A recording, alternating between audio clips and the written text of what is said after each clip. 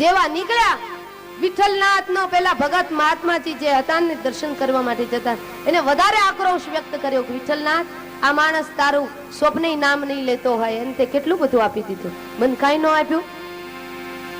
પણ પોકટલાલ જેવા બહાર નીકળ્યા ને એવા મેરે ભાઈ બહેન